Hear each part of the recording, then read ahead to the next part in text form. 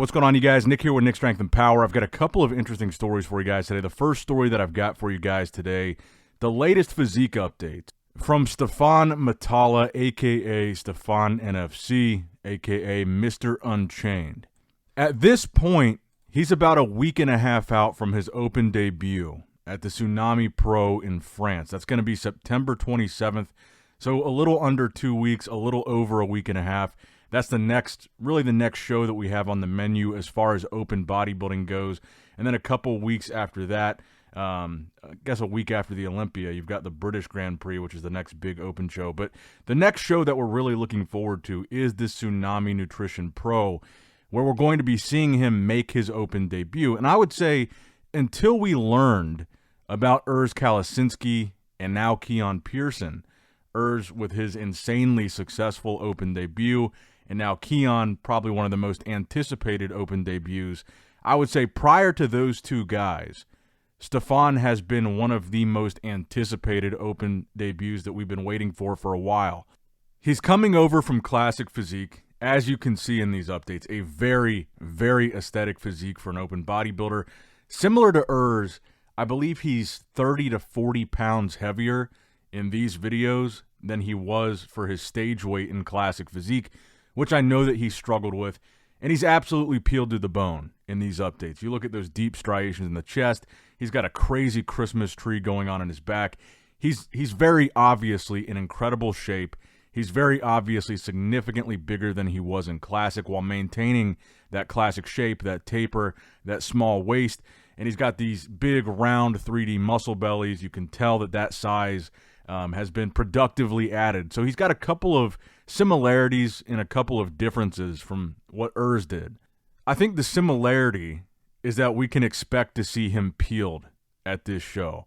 His coach Patrick Torr also coaches Logan Franklin.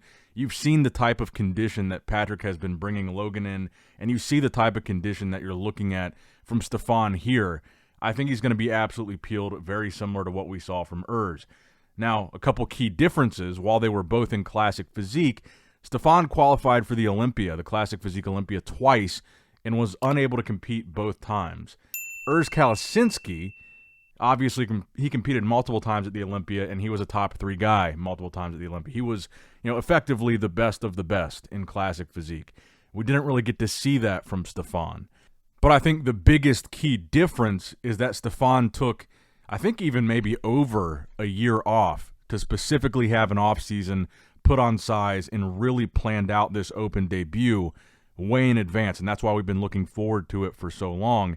And I think now that Urs has proven it can be done, winning back-to-back open shows, I think it makes the anticipation for this open debut build a little bit more, because now we've seen Urs really is maybe the first top Classic star that we've seen come over and really crush it in open. He showed that it can be done.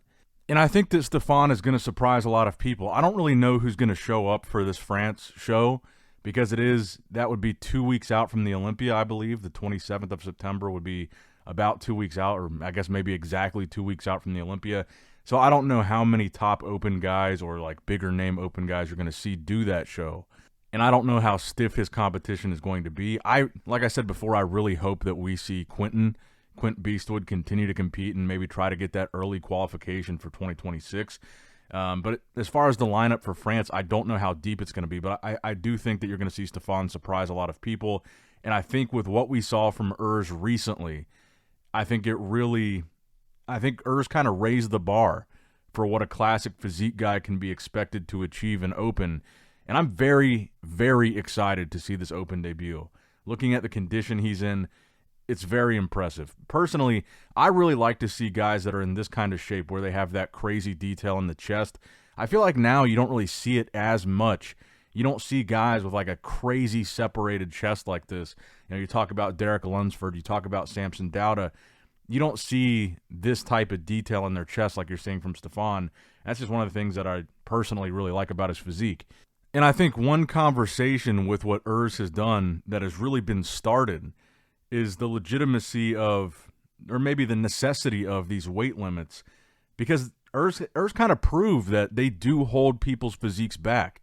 I mean, Urs was great in Classic Physique, but I feel like we saw the best ever version of his physique, and I think that we saw that weight limit was holding Urs back from his true potential. And I think a lot of people have now been having this conversation about 212 and about classic physique and what place they serve in the IFB. Now, personally, I don't think that they should get rid of classic physique. I think that classic physique is one of the best ideas the IFBB has had in 25 years. I think classic physique is awesome, and it's something entirely different from bodybuilding. I can see that argument when applied to 212, because 212 is the exact same judging as bodybuilding, the exact same poses. It's essentially just mini open bodybuilding, whereas classic physique has a really big differentiating factor, and I think classic physique really serves a purpose. I don't see it as much with 212, especially now talking about Keone. And Keone recently appeared on Fouad Abiad's podcast where he talked about why he's making his open debut now, how he was kind of doing it on his own timeline. He kind of knew that it was the move that he was eventually going to make, but he wanted to wait until he was really ready and that he felt like he was going to make a statement.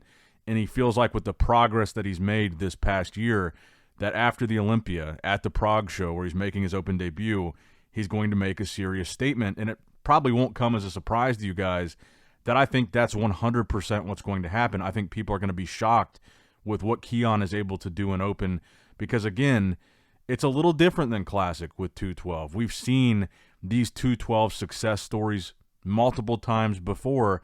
Recent examples being Derek, being Hadi Chupin.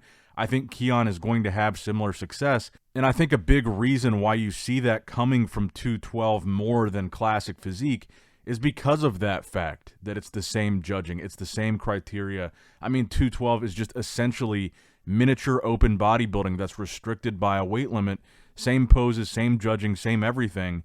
So they just scale their physiques up for open, and they do really well because if you got a guy winning the 212 Olympia, it's the same criteria as open. Of course he's going to do well in an open bodybuilding show, and I think that's exactly what you're going to see with Keone. But personally, I think Keone is going to be bigger, better, more successful than the recent example that we saw from Derek Lunsford. Derek was immediately successful in open. I think Keone will also be. And if he chooses to continue to pursue it after Prague, let's say he wins the Prague Pro, that'll be his Olympia qualification for 2026. Let's say he does the Arnold in the Olympia next year. He hasn't said that he's going to do this, but hypothetically, let's say he does. I think the impact that Keone will make between those two shows, if he does them in open, I think will shock the bodybuilding world.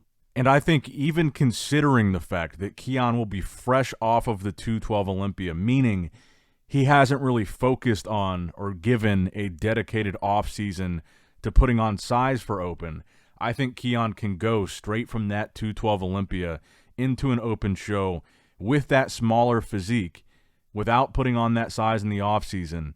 And I think he's probably just going to win that show right out of the gate. I really do. Because, again, it's the same poses are being judged. It's the same things that are being judged in 212. It's just a scaled-down version. And I think Keone, even with a slightly smaller physique for an open show, all those same criteria apply. Keone is extremely complete. He's been bringing really good condition. One of the best, structures, I think, in 212 or even in bodybuilding today. I think it's going to translate extremely well, extremely quickly to open bodybuilding. And I think people will be shocked with what you see from Keone at the Prague show and then in the future. Let's say Keone even skips the Arnold. Let's say Keone takes a year off. Let's say he wins Prague, takes all that time off between now and next year's Olympia to focus on switching to open. I think everybody in the open division should be scared if Keone chooses to do that. And I do see the argument for people saying, well, what point does 212 even serve now if it seems to just be holding people back? And it seems like they can just go to open and do well right out of the gate because it is the same judging. And I can see that argument a lot stronger for 212, especially considering the fact that it's not nearly as popular as classic physique. A lot more people are competing in classic physique. A lot more people are watching classic physique. Classic physique feels a lot less like a stepping stone to open bodybuilding. And I think also, you think about now Keone is switching to open. You've seen Sean Clarita do open shows, Kareth Baggio do open shows. All the top guys from 212 right now are doing open shows. And then all the past 212 guys, like Hadi, like Derek, they've moved on to open and done, they've really cemented their careers there. So I can definitely see an argument for, 10 years from now, maybe 5 years from now, will there still be a 212 division, and is there still a purpose that it'll serve? I mean, there was a lot of talk about, the Arnold dropping some of the women's divisions, but they also dropped 212 a while ago. They don't do 212 bodybuilding at the Arnold anymore. And frankly, it doesn't seem like anybody was that upset about it. And I think, if anything, a 212 guy like Keone, if they want to do the Arnold, they'll just do open. But let me know what you guys think in the comments down below about the future of 212, about Keone transitioning to open, about Stephane Matal's open debut here in a couple of weeks at the Tsunami Pro in France. Now, next up in the news, I was going to do this yesterday, I just didn't have time. The scorecard review for this past weekend's Europa Pro Germany. I wanted to take a look at the scorecards. I wanted to show some pictures that had just a little bit better lighting than what we saw from a lot of the video coming out of the show this weekend. I think the pictures tell a bit of a more clear story about, what went down here. So the scorecards, pretty much the exact same as what you saw happen at Urz's open debut at the Italy show the week prior. He won prejudging, he won finals with a perfect score, and the same thing with Quentin. Second at prejudging, second at final. So I think as good as Quentin looked, and I really do think this is the best Quentin we've ever seen, especially now that I've seen these pictures. I think Urz has really made a statement here, winning back-to-back shows, winning unanimously, winning prejudging and finals. As close as it may have seemed on video, it wasn't. He won perfectly. And like I said, you look at these pictures, I think it was harder to tell with the live stream footage how good both Urz and Quentin looked. I think Urz specifically, it's kind of shocking that he was able to do this. But I think Urz specifically, when you look at how he looked at the Italy show, which was incredible condition in Italy, he looked significantly, noticeably tighter and even more detailed and just crazy peeled at this Europa show. And I think that comes across a lot better in these still photos where the lighting is better. And that's just what's so impressive about Urz. But also Quentin. Quentin came back to this show, and I think you can see it clearly in these pictures. Quentin was better here for sure compared to Italy. He was tighter. He was tighter in the upper body. I think slightly faded at the finals, but I think this was probably his tightest and best package to date. I felt like this was the closest he had came to finally getting that win, and that's why I said earlier, I really hope that Quentin just continues to compete and tries to get that early qualification for 2026. I think that, now that the qualification window is closed, there's no more qualifying opportunities for 2025.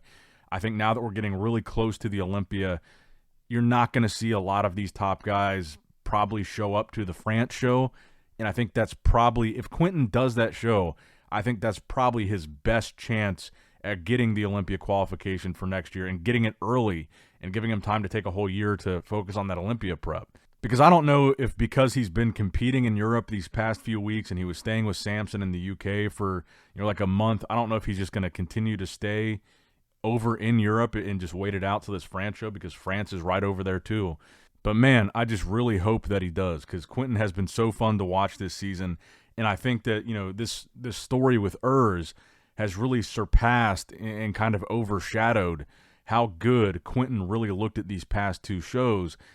And I think it just kind of gets overlooked that Quentin looked incredible at these shows.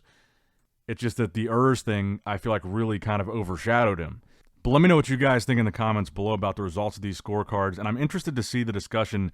I've seen this a lot on Instagram over the past couple of days.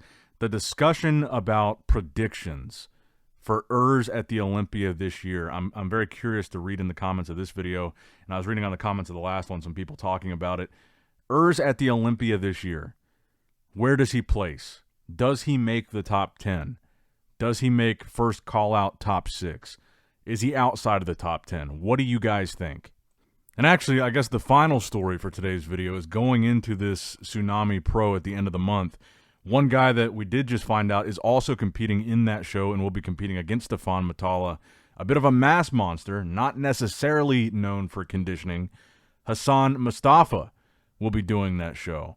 Freaky, big, just one of the underrated mass monsters of this era, and I think it's really because His midsection makes him look a bit blocky. He's not very aesthetically pleasing. So that in and of itself, I think, will be an interesting battle. I don't know who else is doing the show, but these are the recent updates from Hassan. And Hassan is kind of a lot of the things that are the opposite of Stephane's physique. Stephane is aesthetically pleasing. He's peeled to the bone, very conditioned, comes from classic physique. Hassan is more of a mass monster, kind of blocky, not very aesthetic, very thick, very dense, but not, he kind of inconsistent with conditioning. Like I said, just not really known for being a conditioning guy. So I think that becomes an interesting dynamic to look forward to at that France show, and kind of an interesting comparison of if those guys end up being the top guys, which who knows if they will, but two very, very different physiques that we so far know about doing the France show. I don't know about you guys, but I'm very excited for this open debut for Stephane Matal. I think it's going to be very interesting to see how he does, and I think seeing Urz's success makes me very optimistic for what we might see from Stephane at this Tsunami show and what we might see from him as an open bodybuilder. And I guess another question for you guys in the comments below is like seeing the success of somebody like Urz Kalsinski and maybe potentially seeing the success of Stephane Matal and maybe Keone Pearson, who I think is more of an aesthetically pleasing type of physique that we could see in open. Are we going to see the course of open bodybuilding change in the very recent in the very near future, I guess would be a better way of putting it? We're seeing some interesting different types of physiques start to rise to the top. And I'm not saying that this is realistic or that I think this is going to happen, but I mean, imagine that Urz does somehow place, in the top 5, top 6 at the Olympia. What does that mean for the future of open bodybuilding if we start moving towards that type of look in open? But anyway, that's going to wrap it up for the video today, guys. I hope you did, in fact, enjoy it. Make sure you like the video, subscribe to the channel, click that bell notification icon if you have not already. And as always, I love you guys. I appreciate you guys. Nick Strength and Power signing out. All right, guys, don't forget to click that like button and subscribe to this channel if you enjoy the content. Also, check out my Instagram at Nick Strength Power. My Facebook page, which is simply Nick Strength and Power. My secondary YouTube channel, Nick Strength and Vlogs, for vlogs and bonus content that you will not see on this channel. And consider subscribing to my third YouTube channel, Nick Strength and Pokemon, which is all things Pokemon and trading card games, completely unrelated to this channel. So if you're into that, give that one a look. And all links to merchandise and social media will be in the description box below. If you guys want a Nick Strength and Power t-shirt, that will be in the Shopify link below. Have a great day.